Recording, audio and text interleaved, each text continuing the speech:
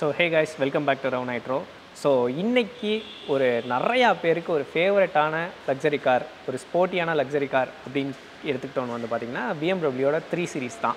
So 3 series வந்து அந்த லக்ஸரியும் ஸ்போர்ட்டினஸையும் combine பண்ணுறதுனால நிறையா எந்தூசியாஸ்ட்டுக்கு அதை வந்து ரொம்ப ரொம்ப பிடிக்கும். நான் உட்பட 3 சீரீஸ்க்கு பெரிய ஃபேன். ஸோ இன்றைக்கி வந்து நம்மக்கிட்ட ஆதவன் ஆட்டோமோட்டிவ்ஸ்லேருந்து தீபக் ப்ரோ இருக்கிறாரு. ஸோ அவர்கிட்ட ஒரு எக்ஸ்பர்ட் ஒப்பீனியனாக 3 சீரீஸில் என்ன மாதிரி மெயின்டெனன்ஸ் தேவைப்படும், சப்போஸ் நீங்கள் ஒரு யூஸ்ட் 3 சீரீஸ் வாங்குறீங்கன்னா ஒரு சர்ப்ரைசஸ் இல்லாமல் எப்படி நம்ம அந்த காரை வாங்கி அதை பர்ஃபெக்டாக மெயின்டைன் பண்ணுறது அப்படின்றத தெரிஞ்சுக்கலாம். So Deepak bro, welcome bro. 3 series வந்து நம்ம எல்லாருக்குமே ரொம்ப பிடிக்கும், உங்களுக்குமே பிடிக்கும்ன்றதை நான் நம்புகிறேன். ஸோ ஜென்ரலாக 3 சீரீஸை பற்றி நீங்கள் என்ன ப்ரோ நினைக்கிறீங்க, எஸ்பெஷலி A4ஐயும் C கிளாஸையும் கம்பேர் பண்ணும்போது? பேசிக்காக 3 சீரீஸ் தான் பேசிக் கார் பிஎம்டபிள்யூவில். ஸோ நமக்கு இன்றைக்கி மார்க்கெட்லேயும் ரொம்ப ஈஸியாக கிடைக்கக்கூடிய காரும் அதுதான். ஏன்னா ஃபஸ்ட்டு திங் காஸ்ட் கன்வீனியன்ட். இன்றைக்கி ஒரு 4 lakhsக்கு ஒரு ப்ரீமியம் கார் வாங்கி ஓட்டணுன்னு ஆசைப்பட்டாலும் நமக்கு கிடைக்கிற முதல் கார் அதுதான். ஸோ A4ஐயும் C கிளாஸையும் கம்பேர் பண்ணும்போது எப்படி ப்ரோ இந்த driving experience? Bro driving experience வந்துட்டு நம்ம இது மூணையுமே கம்பேர் பண்ண முடியாது ஃபர்ஸ்ட் ஆஃப் ஆல். ஏன்னா ஒன்று ஒரு ஸ்பெஷல் கேட்டகரி இருக்கும். டிரைவிங் ஃபீல் வந்து பிஎம்மில் நல்லாயிருக்கும். ஸோ நீங்கள் ஆடி ஆர் மெர்சிடிஸ் போனீங்கன்னா சீட்டிங் கம்ஃபர்ட் நல்லாயிருக்கும், ஸோ ஸ்மூத்தர் டிரைவிங்காக இருக்கும். ஸோ பிஎம் வந்து driver's car, it's not a owner's car. Driver's car, owner's car. Self driving பண்ணுறவங்களுக்காகவே மேட் பண்ண ஒரு கார் பிஎம் வந்து. ஸோ இப்போ ஃபர்ஸ்ட் அந்த 320D டீசலை எடுத்துப்போம். ஓகே ப்ரோ, அதுதான் நிறையா பேருக்கும் ரொம்ப பிடிச்சிருக்குன்னு கூட. ஸோ அந்த வண்டிக்கான ஒரு ஸ்பெஷல் கேரக்டர் இருக்கிறதுக்கு அதை நிறையா பேர் ப்ரிஃபர் பண்ணுறதுக்கு என்ன ரீசனாக இருக்கும்னு நினைக்கிறீங்க 320Dயை prefer? Bro costing first thing. Maintenance cost ஒரு 15,000க்குள்ளே சர்வீஸ் காஸ்ட் வரும். இன்றைக்கி யூஸ்வலாக இது ஆகிடுச்சு. நீ எந்த கார் எடுத்தாலும் உங்களுக்கு 10,000ங்கிறது பேசிக் காஸ்ட். ஸோ நமக்கு அது அஃபோர்டபுள் ப்ரைஸில் இருக்குது. தென் பார்ட்ஸ் அவைலபிலிட்டி இப்போ யூஸ்வலாக எல்லாமே கிடைக்கும். எதையும் ஆர்டர் பண்ணி வாங்கணும், இது கம்பெனியில் மட்டும்தான் கிடைக்கும் அப்படிங்கிற ஒரு நீட் இல்லை. ஸோ 3 சீரீஸ்க்கு எந்த ஸ்பேர்னாலும் ரெடிலி அவைலபிளாக கிடைக்கும். மேக்ஸிமம் ஆஃப் 3 daysல நம்ம வாங்கிக்க முடியும் எங்கே இருந்தாலும். ஸோ அந்த இன்ஜினோட இதை சொல்லுங்க ப்ரோ, அது வந்து ஒரு ரிலையபிளான இன்ஜினா? ப்ரோ ரிலையபிள் இன்ஜின் தான். நிறைய வெர்ஷன்ஸ் இருக்குது. ஸோ ஃபர்ஸ்ட் ஆஃப் ஆல் வந்துட்டு N47 வந்தது. தென் அதுலேருந்து கொஞ்சம் டெவலப் பண்ணாங்க. So N47N and after that B47 engine வந்தது. இப்போ கரண்ட்லி G சீரீஸ் இருக்குது. G series. ஸோ N47ல் என்னென்னா கொஞ்சம் இன்ஜின் நாய்ஸ் ஹையராக ஃபீல் ஆகும், எராட்டிக் நாய்ஸ் இருக்கும். மற்றபடி அதில் எதுவும் ட்ராபேக்னு சொல்கிற அளவுக்கு இல்லை. பட் பெர்ஃபார்மன்ஸ்னு பார்த்தீங்கன்னா நீங்கள் N47 தான். N47 ஆமாம், பழைய வெர்ஷன் தான் பெட்ரு. ஆமாம், நல்ல பெர்ஃபார்மன்ஸ் இருக்கும். ஸோ இப்போ அந்த புது வெர்ஷனில் இன்னும் ஸ்மூத்தராக ஆக்கி. ஆமாம், நல்லாவே ரிஃபைன் பண்ணிட்டாங்க. ஓகே. இது எந்த இயர் ப்ரோ நம்ம இப்போ வாங்கணும்னா எப்படி நம்ம தெரியும்? ப்ரோ B47 போனால் கொஞ்சம் பெட்டர் கம்ஃபர்ட் ஃபீல் கிடைக்கும். ஓகே. ஸோ N47 கம்பேர் பண்ணும்போது 2000 ஆஃப்டர் 2015 வந்து B47 after 2019 G series. So இந்த இன்ஜினோட லைஃப் எப்படி ப்ரோ? 320Dயோட லைஃப் வந்து இவ்வளோ ஆவரேஜாக ஓடும் அப்படின்றத? ப்ரோ பேசிக் 3 lakhs கிலோமீட்டர். 3 lakh kilometers ஓடும் ப்ரோ. நல்லா மெயின்டைன் பண்ணால் எடுத்துகிட்டு போகலாம். 3 lakh இன்னும் மேலே கொண்டு போகலாம். இன்னும் மேலே எடுத்து. நீங்கள் அதிகமாக ஓடின வண்டி எவ்வளோ ப்ரோ பார்க்குறீங்க? 4 lakhs யூஸ் பண்ணியிருக்காங்க ப்ரோ. 4 lakhs. ஆமாம், 399 யூஸ் பண்ணிவிட்டு அப்புறம் காரை சேல் பண்ணார் ஒரு கஸ்டமர். ஓகே. அந்த கார் இன்னும் ரன் ஆகிட்டு தான் இருக்குது. ஓ ஆமாம் ப்ரோ, ஸ்டாக் இன்ஜின்லேயே. ஆமாம், ஸ்டாக் இன்ஜின். ஸோ அவர் அதிகமாக ஓட்ட போகிறதில்ல. ஸோ சிங்கிள் ஹேண்டு கஸ்டமர்கிட்டயே இருந்தது அப்படிங்கிறதுனால அவரும் அந்த கிலோமீட்டர் ஓடினதை பெருசாக கன்சிடர் பண்ணல. ஓகே. ஸோ அந்த கஸ்டமருக்கு இயர்லி பார்த்தீங்கன்னா ஒரு 3,000-4,000 கிலோமீட்டர் தான் ரன் பண்ணுவார். ஸோ அவர் ப்ரீமியம் வெஹிக்கிள் அப்படிங்கிற ஒரு ரீசனுக்காக இதை எடுத்துக்கிட்டாரு. அவருக்கும் எந்த ட்ரபிளும் பண்ணதில்லை. ஸோ இந்த BMW எடுக்கும்போது ப்ரோ, லக்ஸரி கார்னு எடுத்தாலே டீசல் காரில் நிறையா பிரச்சனை வரும், உங்களுக்கு தெரிஞ்சிடும். ஸோ நிறைய பேர் என்ன யோசிப்பாங்க, நம்ம ஊர் டீசலுக்கு இது தாங்குமா? குறிப்பாக நம்ம அவுடி டீசல்லாம் வந்து பார்த்திங்கன்னா இன்ஜெக்டர் பிரச்சனைனே போயிட்டுருக்கும். ஸோ அந்த மாதிரி பீமரில் ஏதாவது நம்ம BMWவில் ஏதாவது? ப்ரோ டீசல் திங் கன்சிடர் பண்ணும்போது என்னென்னா ஸ்டாண்டர்டாக ஒரு பங்க்குன்னு நம்ம ஃபிக்ஸ் பண்ணிக்கணும். ஓகே. ஸோ குவாலிட்டியான ஒரு பங்கை நம்ம நியர்பை ஏரியாவில் சூஸ் பண்ணி நம்ம தான் அதை ஃபிக்ஸ் பண்ணி வச்சுக்கணும். அதே மாதிரி மெயின் திங் வந்துட்டு கால் டேங்க்குக்கு கீழே வந்துட்டு போகவே விடக்கூடாது. ஸோ ரிசர்வில் 50 கிலோமீட்டர்ஸ் ரேஞ்சு காட்டுதுன்னா சரி ஒரு 20 கிலோமீட்டர் ஓட்டலாம், 30 கிலோமீட்டர் ஓட்டலாம் அப்படின்னு ஓட்டுவாங்க. அது வந்து கூடவே கூடாதுங்க. அது எந்த காராக இருந்தாலும் சரி. ஏன்னா டீசல் டெம்பரேச்சரும் கன்சிடர் ஆகும். ஸோ கஸ்டமருக்கு வந்து ஃபஸ்ட்டு புரிஞ்சிக்க வேண்டிய ஒரு விஷயம் அதுதான். எப்போவுமே மெயின்டைன் பண்ணிகிட்டே இருக்கணும். மோர் தென் 60 டிகிரி டீசல் டெம்பரேச்சர் அட்டைன் ஆகும்போது ஸோ டீசலோட டென்சிட்டி எல்லாம் சேஞ்ச் ஆகும். அப்போ வேர் அண்ட் டேர் ஆகும். அதனால தான் pump failure and injector failure வர்றதுக்கு மெயின் ரீசன். ஸோ டீசல் வந்து ஹாட்டாக இருக்கும்போது அதோட டென்சிட்டி வந்து கம்மியாகுது. ஆமாங்க. அதனால வந்து pump injector high pressure pump and fuel injector இது ரெண்டுக்குமே பார்த்தீங்கன்னா லூப்ரிகேட்டிங் சிஸ்டம்ங்கிற ஒன்றே கிடையாது. டீசல் தான். ஆமாம், டீசல் தான் லூப்ரிகேஷன். ஸோ அப்படிங்கும்போது டீசல் ஹை டெம்பரேச்சர் ஆகும்போது அதோட ப்ராப்பர்ட்டி சேஞ்ச் ஆகும். ஸோ ஆயில் மாதிரி நம்ம சிந்தட்டிக் ஆயில் அப்படின்னு சிந்தட்டிக் ஃபியூவல் கிடையாது இல்லையா? ஸோ டீசல் ஹீட் ஆகும்போது அந்த தண்ணி மாரி நேச்சுரல் ரிஃபைனரி தானே. ஸோ அதனால் டீசல் கார்ஸ் வச்சுருக்கவங்க 320Dன்னு கிடையாது, எந்த டீசல் கார் வச்சுருக்கவங்களா இருந்தாலும் சரி ஒரு மினிமம் 25% ஆஃப் டேங்க் கெப்பாசிட்டிங்கிறது அவங்க மெயின்டைன் பண்ணணும். ஸோ அவ்வளோ குவான்டிட்டி டீசல் இருக்கும்போது அந்த ஹீட் வந்து ஈஸியாக ஸ்ப்ரெட் டிஸ்பென்ஸ் ஆயிரும். Okay okay, super bro. இது வந்து நிறையா பேருக்கு புது நாலேஜாக இருக்கும். குறிப்பாக டீசல் பிரியர்கள் நிறையா பேர் இருக்கீங்க. எப்போவுமே வந்து கால் டேங்க் மேலே மெயின்டைன் பண்ணுங்கள். ஸோ இப்போ 320Dயில் இன்ஜெக்டர் ப்ராப்ளம், பம்ப் ப்ராப்ளம்னு ஏதாவது இருக்கா ப்ரோ ஜென்ரலாக? இல்லை ப்ரோ, ஜென்ரலாக எதுவும் வராது. எதுவும் கிடையாது. நம்ம ஊர் டீசலை தாங்கிக்குதுங்க. Okay okay. ஸோ ரெண்டாவது இதோட சர்வீஸ் லைஃப் எப்படி ப்ரோ? இப்போ வாட்டர் பம்ப்னா என்ன கிலோமீட்டர்ஸில் மாற்றணும்? டைமிங் செயினா பெல்ட்டா? செயின். ஸோ அது என்ன கிலோமீட்டர்ஸில்? ப்ரோ டைமிங் செயின்ங்கிறது நம்ம லாஸ்ட்டாக X1க்கு சொன்ன மாதிரி தான். ஸோ இது ரீப்ளேஸ்மெண்ட் கிலோமீட்டர் அப்படிங்கிறது கிடையாது. பார்த்தீங்கன்னா எப்போ நாய்ஸ் வருதோ அப்போ மாற்றுறது தான். வாட்டர் பம்புமே பார்த்தீங்கன்னா basic minimum of 1,20,000 kilometres run ஆகிடும். ஸோ அதுக்கு மேலே போகும்போது தான் நம்ம ரிலேபிளாக காரை வச்சுருக்கணும், எங்கேயும் வழியில் நிற்கக்கூடாதுன்னு நினச்சா மாற்றிக்கணும். ஸோ இந்த மாதிரி இல்லை நல்லா இருக்கிறத ஏப்பா மாற்றுற அப்படின்னு கேட்பாங்க கஸ்டமர்ஸ். இல்லை கஸ்டமர் சைடும் கன்சிடர் பண்ணுறதுனால சரி இன்னொரு சர்வீஸ் ஓட்டுங்க அப்படின்னு சொல்லணும். ஏன்னா நாம் சொல்லணும்னு எதிர்பார்ப்பாங்க. இல்லை இந்தியன்ஸோட மென்டாலிட்டி என்னன்னா ப்ரிவென்டிவ் மெயின்டெனன்ஸ்க்கே நம்ம ஆளுங்க வந்து வரமாட்டாங்க. வண்டி நின்றுச்சா சரி பண்ணு. ஆமாம், இது நீ முன்னாடியே பண்ணால் நீ ஆக்டிவ் ப்ரிவென்ஷன் கிடையாது. பேசிவாக தான் ஒரு பிரச்சனை வந்ததுக்கு அப்புறம் தான் நம்ம அதை சால்வ் பண்ணணும்னு யோசிக்கிறோம். பிரச்சனை வர்றதுக்கு முன்னாடி சரி பண்ணிக்கலாம். ஸோ பெல்ட்ஸ் எல்லாம் மாற்றுறது எவ்ரி 60,000 மாற்றிடணும். 60,000 எல்லா ஃபேன் பெல்ட்டு சேப்பட் 9. ஆமாம். டைமிங் செயின் மாற்றுறதுக்கான காஸ்ட் என்ன இதில் ப்ரோ? சேம் as X1 தாங்க. X1 மாதிரி பேசிக் 1,50,000 கிலோமீட்டர்ஸ். ஸோ டைமிங் செயினோட சேர்த்து அந்த ஆக்சசரிஸ் எல்லாமே ரீப்ளேஸ் பண்ணும். தென் என்ஜினை வந்து வெளியே எடுத்து தான் மாற்ற முடியும். வெளியே எடுத்து தான். ஆமாங்க. காரை வந்து காருக்குள்ளேயே என்ஜினை வச்சு நம்ம ரீப்ளேஸ் பண்ண முடியாது டைமிங் செயின். இது வந்து ப்ரீமியம் பிராண்ட்ஸுக்குனே எப்படியா இல்லை? ஆமாம் ப்ரோ, மோஸ்ட்லி ப்ரீமியம் பிராண்ட்ஸுக்கு தான் இந்த மாதிரி. அவங்க வெளியே எடுத்து பண்ணுறது. ஆமாங்க. ஸோ இப்போ நம்ம 1.6 வென்டோ இருக்கு இல்லைங்களா, பெட்ரோல் இன்ஜின் வந்து அது டைமிங் செயின் தான். பட் அதை வந்து நம்ம காரில் வச்சே செயினை ரீப்ளேஸ் பண்ணிடலாம். அதை நம்ம இன்ஜின் வெளியே எடுக்கணுங்கிற அவசியம் கிடையாது. இல்லை நீங்கள் சொல்லும் போது நான் இப்படியும் யோசிக்கிறேன். இப்போது 1000cc வண்டினா அது அந்த ஸ்பேஸை வந்து பெருசாக பிடிச்சிக்கல அந்த bonnet. Another thing, timing chain வந்துட்டு இது என்னென்னா கியர் பாக்ஸ் சைடு இருக்கும் பின்னாடி. ஆமாம், பேக் சைடு இருக்கும். ஸோ நம்ம அந்த கவரை வந்து கியர் பாக்ஸை டிஸ்மேண்டில் பண்ணாமல் ரிமூவ் பண்ண முடியாது. ஸோ இதில் வந்து நமக்கு இப்போ ரியர் வீல் டிரைவ் வருது இல்லை ப்ரோ? ஆமாம், ப்ரொப்பல்லர் ஷாஃப்ட் வருது, பின்னாடி டிஃப்ரென்ஷியல். ஸோ அதுக்கெல்லாம் வந்து ஏதாவது தனி மெயின்டெனன்ஸ் தேவைப்படுதா? Bro definitely. என்னென்னா கம்பெனியில் லைஃப் டைம் ஆயில்னு சொல்லி ப்ரிஃபர் பண்ணுவாங்க. ப்ரோ ஆயிலுக்கு லைஃப் டைம் கிடையாது. ஏன்னா டஸ்ட் பார்ட்டிகல்ஸ் வரும், மெட்டல் பார்ட்டிகல்ஸ் வரும். ஸோ ஃபில்டர் இல்லாமல் ரன் ஆகிற ஒரு பார்ட் டிஃப்ரென்ஷியல். அப்படிங்கும்போது நம்ம அதுக்குண்டான ஆயிலை ரீப்ளேஸ் பண்ணிக்கணும். ஸோ அது அதிக ரன்னிங் இருக்குன்னா ஒரு 70,000 8,000. சர்வீஸ் சென்டரில் வந்து டாப் அப் தான் இது வந்து ரீப்ளேஸ்மெண்ட் இல்லை, லைஃப் டைம் ஆயில்னு சொல்லுவாங்க.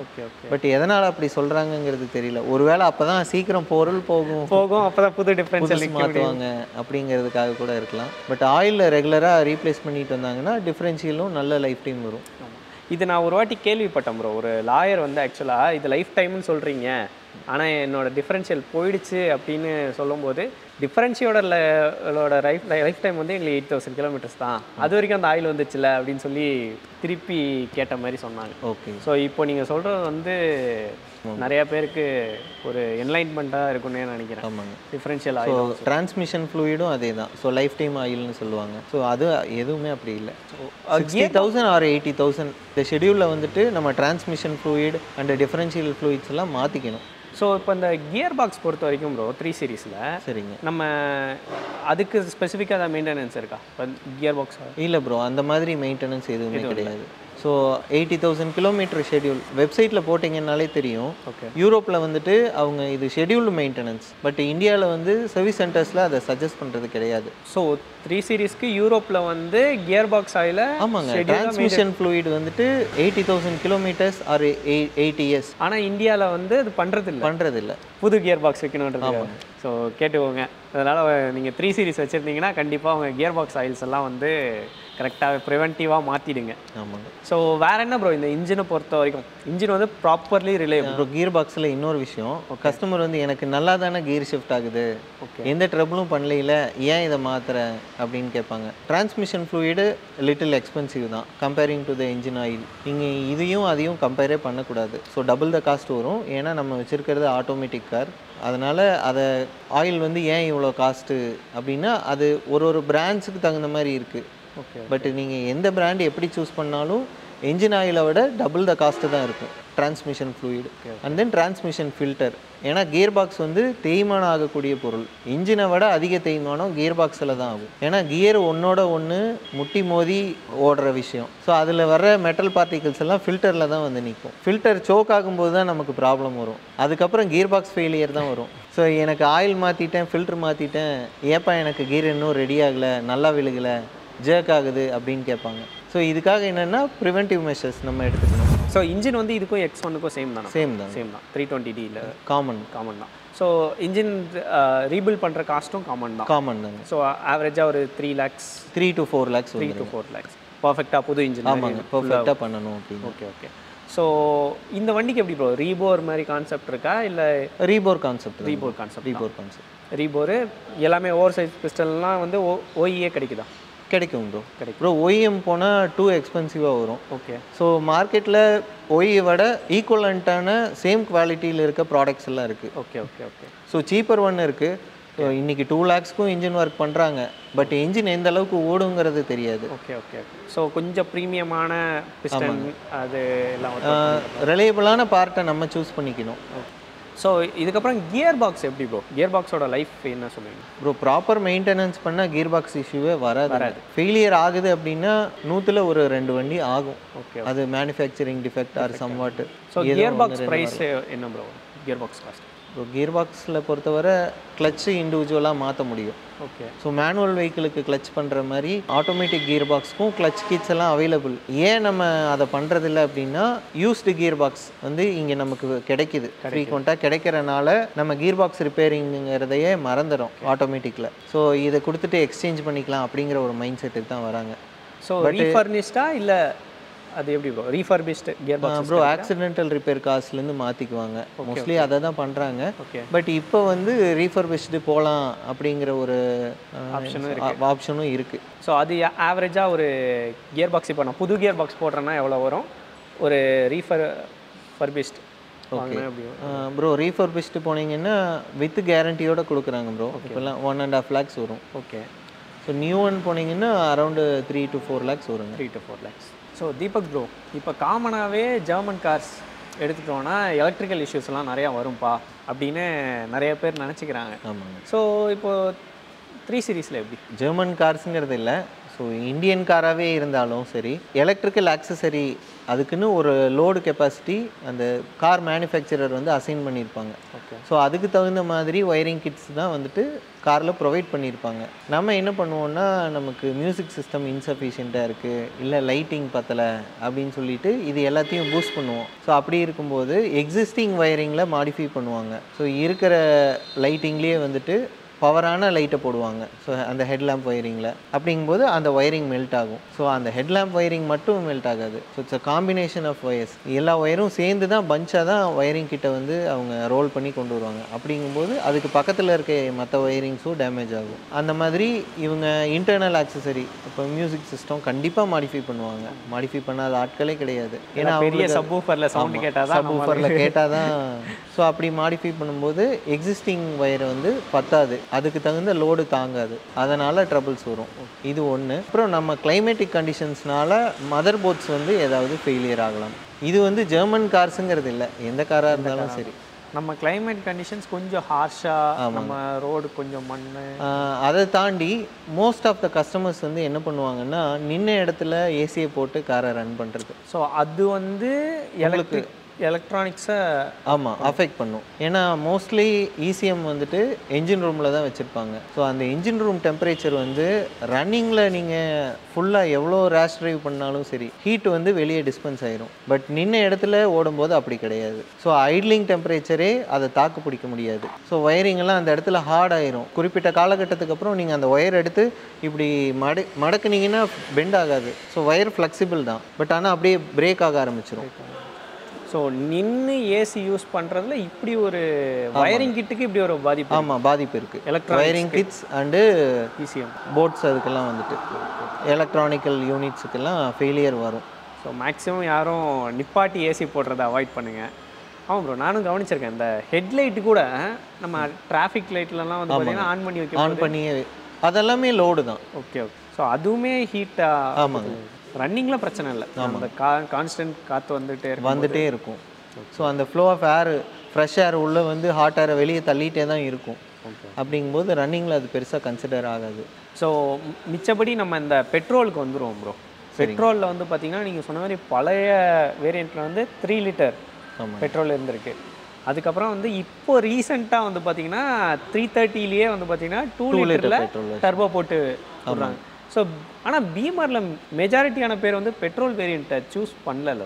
ஆமாங்க. அதுக்கு ஏன் ஏதாவது ஸ்பெசிஃபிக்கான இஷ்யூஸ் இருந்தனாலையா, இல்லை டீசல் பெட்டராக இருக்குன்றனால அது டீசல் போனாங்களா? இல்லை ப்ரோ, பிஎம்டபிள்யூவில் பெட்ரோல் வெர்ஷன் ஒரு கஸ்டமர் வந்து சூஸ் பண்ணுறாங்கன்னா கண்டிப்பாக அவர் வந்து என்ன சொல்கிறது ரேசிங் என்தூசியஸ்ட்டாக இருப்பார். Okay okay. ஸோ அப்போ அவர் என்ன ப்ரிஃபர் பண்ணுவார்னா எம் ஸ்போர்ட் போயிடுவாங்க. ஸோ நார்மல் ஸ்டாக் எடுக்க மாட்டாங்க. Okay okay. ஏன்னா பெரிய டிஃப்ரென்ஸ் இருக்காது.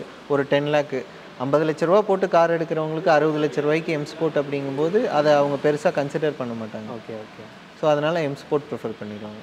இந்த M340iல வந்து பார்த்தீங்கன்னா 6 சிலிண்டர் இன்லைன் 6 சிலிண்டர். அது எப்படி ப்ரோ, அதோட பெர்ஃபார்மன்ஸ் எல்லாம் எப்படி bro? Extraordinary performance. Extraordinary. So அதோட மெயின்டெனன்ஸ் எப்படி ப்ரோ? இப்போ 6 சிலிண்டர் இன்லைன் 6ன்ற போது எல்லோரும் யோசிப்பாங்க என்னடா இவ்வளோ செலவாகுமான்ட்டு, அந்த மாதிரி. ஸோ இப்போ அப்படி போகும்போது என்னென்னா நம்ம ஸ்பெஷலைஸ்டு ஆயில் தான் யூஸ் பண்ண முடியும். ஓகே. ஸோ நார்மலாக மற்ற கார்ஸுக்கு யூஸ் பண்ணுற மாதிரி எனக்கு காஸ்ட் கம்மியாக செமி சிந்தட்டிக் ஆர் நான் சிந்தட்டிக் ஆயில் போதும் அப்படின்னு யூஸ் பண்ண முடியாது. ஸோ ஸ்போர்ட்ஸ் கார் பொறுத்தவரை யூஸ்வலாக ஹீட் அதிகமாக ஜென்ரேட் ஆகும். ஓகே.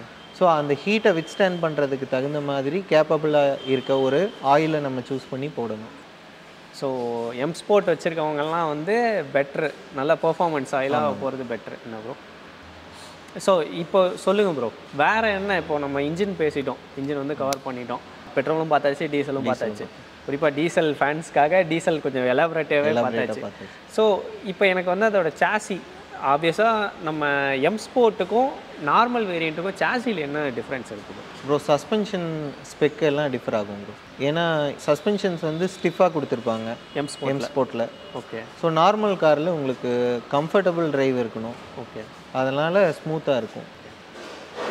என்ன மாதிரி காஸ்ட் டிஃப்ரென்ஸ் வருது ப்ரோ? இப்போ சஸ்பென்ஷன் வந்து எம் ஸ்போர்ட்டுக்கு நான் மாற்றுறேன்னா என்ன மாதிரி காஸ்ட் வரும்? அதே இது இப்போ நார்மல் வேரியண்ட்டுக்கு மாற்றுறேன்னா என்ன மாதிரி காஸ்ட் வரும்? அதே மாதிரி இப்போ நான் வந்து இன்டர்சேஞ்ச் பண்ணிக்கலாமா? நான் எம் ஸ்போர்ட் வாங்கிட்டேன். ஓகே. ஆனால் இப்போ நான் வந்து யோசிக்கிறேன் சஸ்பென்ஷன் மாற்றும் போது கொஞ்சம் எக்ஸ்ட்ரா காசு வருது அப்படின்ற போது நான் நார்மல் வேரியண்ட்டோட சஸ்பென்ஷன் எனக்கு ஸ்வாப் பண்ண முடியுமா? பண்ண முடியாது ப்ரோ, பண்ண முடியாது. பட் என்னென்னா அதுக்கு தான் ஒரு சில பிராண்ட்ஸில் வந்துட்டு அவங்க வேரியபிள் சஸ்பென்ஷன் வச்சுருக்காங்க. ஓகே. ஸோ நம்ம அந்த மாதிரி வாங்கி போட்டுக்கலாம். Okay okay. So suspension for example இப்போ பிளிசனில் பார்த்தீங்கன்னா B6 B8 அந்த மாதிரியெல்லாம் இருக்குது, B4.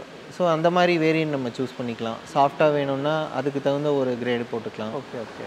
ஸோ ஹார்டராக வேணும்னா அதுக்கு தகுந்த ஒரு ஸ்பெசிஃபிகேஷன் வாங்கிக்கலாம். ஸோ ஆஃப்டர் மார்க்கெட்டில் இப்படி ஒரு ஆப்ஷனும் இருக்குது. ஸோ எனக்கு வந்து BMW வாங்கிட்டேன், ஆனால் எங்கள் வீட்டில் வந்து உட்காரும்போது கம்ப்ளைண்ட் பண்ணுறாங்கன்னா இன்னும் நான் வந்து ஆமாங்க இந்த மாதிரி ப்ரிஃபர் பண்ணிக்கலாம். சஸ்பென்ஷன் சேஞ்ச் பண்ணுற காஸ்ட் என்ன ப்ரோ எதிர்பார்க்கலாம்? யூஷுவல் 320 அந்த காருக்கு பார்த்தீங்கன்னா ஒரு 80,000 to 1 lakh வரைக்கும் வரும். 80,000. ஸோ இதே எம் ஸ்போர்ட் அப்படிங்கும்போது 1.5 மேலே தான் வரும். 1.5. ஏன்னா அதுக்கு தகுந்த குவாலிட்டியான ப்ராடக்ட் போட்டால் தான் அது வித்ஸ்டாண்ட் பண்ண முடியும். ஆமாம். அந்த ஸ்போர்ட்டி கார் எடுக்கும்போது ஸ்போர்ட்டி சஸ்பென்ஷன். சஸ்பென்ஷன். இப்போ பிரேக் பேட்ஸ் அந்த மாதிரி எல்லாம் என்ன ப்ரோ? அதெல்லாம் மெயின்டெனன்ஸ் எப்படி? அப்புறம் பேட்ஸ் வந்து யூஸ்வலாக 20,000 கிலோமீட்டருங்கிறது கண்டிப்பாக ஓடிடும். ஓகே. எந்த அதாவது எந்த மாதிரியான பேடு போட்டாலும் சரி, எந்த மாதிரியான கஸ்டமர் டிரைவிங் ப்ரொஃபைலாக இருந்தாலும் சரி, பேசிக்காக 20,000 கிலோமீட்டர்ஸ் ரன் ஆயிடும்.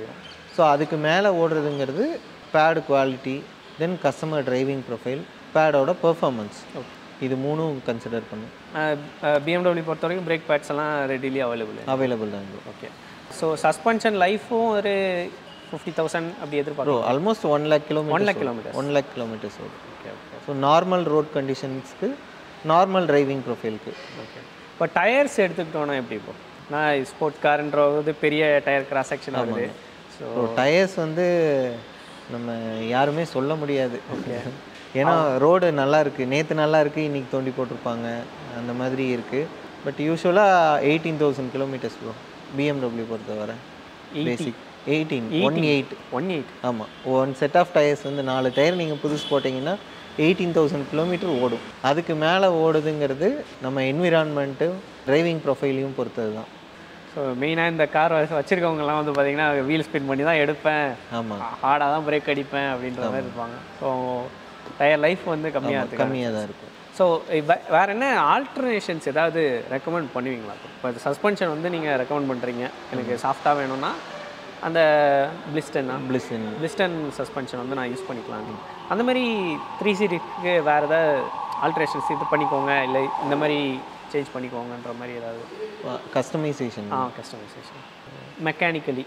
ஓகே. இல்லை இந்த பிரேக் பேட்ஸ் அந்த மாதிரி ஸ்பெசிஃபிக்காக வேறு ஏதாவது? இப்போ பெர்ஃபார்மன்ஸ் பேட் வேணும்னா அதுலேயும் அப்படி தான். நமக்கு EBC இருக்குது. ஓகே. எல்லோ EBCன்னு சொல்லிட்டு வரும், நல்ல பெட்டர் பிரேக்கிங் எஃபிஷியன்சியாக இருக்கும். தென் பிரேம்போவில் வந்துட்டு பிரேம்போ எக்ஸ்ட்ரா இருக்குது. ஸோ அந்த மாதிரி நிறைய பிராண்ட்ஸ் இருக்குது ப்ரோ இன்றைக்கி மார்க்கெட்டில். மோஸ்ட்லி கஸ்டமருக்கே தெரியும், பர்ஃபார்மன்ஸ் ப்ராடக்ட்ஸ் வேணும்னு கேட்குறவங்க எனக்கு இதை தான் நீங்கள் போடணும்னு சொல்லி ஸ்பெசிஃபைடாக கேட்பாங்க. ஓகே. ஸோ அதை நம்ம சஜஸ்ட் பண்ண முடியாது. இல்லை நான் வாங்கினேன்னா நான் இதை தான் பண்ணுவேன் அப்படின்ற மாதிரி ஏதாவது இருக்கா? இப்போ நீங்கள் எந்த மாதிரி டிரைவ் பண்ணுவீங்க அப்படிங்கிறது தான் என்னோட அடுத்த கேள்வி, கொஸ்டினாக இருக்கும். இல்லை உங்களுக்கு சொல்லுங்களேன், நீங்கள் வாங்கினீங்கன்னா நான் வந்து BMWவில் இந்த சேஞ்சஸ் எல்லாம் எனக்கு நான் பண்ணிப்பேன் அப்படின்றதுல நீங்கள் ஏதாவது சொல்லுவீங்களா? ஸ்டாக்காகவே பெஸ்ட்டு, நல்ல லைஃப் வரும், சேஞ்சஸ் எதுவும் பண்ண மாட்டேங்குது. இப்போது பீமர் பொறுத்த வரைக்கும் நான் ஸ்போர்ட்டியாகவும் யூஸ் பண்ணிக்கலாம், 320D வந்து எனக்கு நடுவில் எங்கேயும் நிற்காதுன்ற ஒரு கான்ஃபிடென்ஸும் இருக்குது. வரும் ப்ரோ. அதுதான் சொல்கிறேன்ல, நம்ம மெயின்டெனன்ஸ் எந்த மாதிரி பண்ணுறோமோ அதுக்கு தகுந்த மாதிரி தான் காரு இருக்கும். நம்ம எப்படி காரை பார்த்துக்கிறோமோ கார் நம்மளை பார்த்துக்கும், வழியில் நிற்க விடாமல். ஆனால் ஜென்ரலாக இது வந்து ஒரு நல்ல ரிலையபிளான கார்ன்ற உங்கள் புக்கில் வரும். ரிலையபிளான கார். ஆமாம். பெட்ரோல் டீசல் ரெண்டுமே. ஸோ இதில் என்னென்னா பிரேக் டவுன் ஆகி மேஜராக வழியில் நின்னது எதனால் சஃபர் ஆகிருப்பாங்கன்னா, ப்ரீவியஸ் கஸ்டமர்ஸ் வந்துட்டு ஸோ பெல்ட் கட் ஆகி நின்றுருப்பாங்க, ப்ராப்பராக பெல்ட்டை ரீப்ளேஸ் பண்ணியிருக்க மாட்டாங்க. தென் டேம்பர் புள்ளின்னு சொல்லுவாங்க. ஸோ அந்த பெல்ட்டை ட்ரைவுக்கு பண்ணுறது என்ஜின்லேருந்து மற்ற ஆல்டர்னேட்டர், AC கம்ப்ரஸருக்கெல்லாம் அந்த டிரைவ் டிரான்ஸ்மிட் பண்ணுற புள்ளி. ஸோ அந்த டேம்பர் புள்ளி ரீப்ளேஸ்மெண்ட்டு அதை ப்ராப்பராக பண்ணணும், அதை பண்ண மாட்டாங்க. ஏன்னா நல்லா இருக்குது ஓடும்ல, நல்லா இருக்கிறது ஏன் மாற்ற சொல்கிற அப்படின்னு கேட்பாங்க. ஏற்கனவே ஓடிட்டு இருக்கிறது ஏன் மாற்ற சொல்கிறேன்னு கேட்பாங்க. ஸோ இதையும் அவங்க ப்ரிப்பேர்டாக பண்ணியிருந்தாங்கன்னா இந்த மாதிரி. ஸோ இதெல்லாம் ஷெடியூலாக வச்சுக்கணும். இதை வந்து ஒர்க் ஷாப்பை மட்டுமே கஸ்டமர்ஸ் ப்ளேம் பண்ணக்கூடாது ஃபஸ்ட் திங்.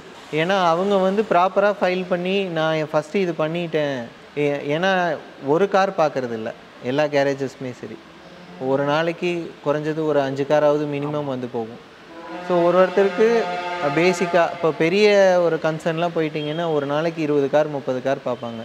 அப்படி இருக்கும்போது இந்த கஸ்டமருக்கு எப்போ லாஸ்ட்டாக நம்ம புள்ளி மாற்றணும், பெல்ட் மாற்றணும், ஹிஸ்ட்ரி எடுத்து செக் பண்ணணும் அப்படிங்கிற அந்த ஒரு நாலேஜ் வராது. ஸோ கஸ்டமருக்கு வந்து இது அவங்களுக்கு ஒரு கார் தான். ஆமாம்.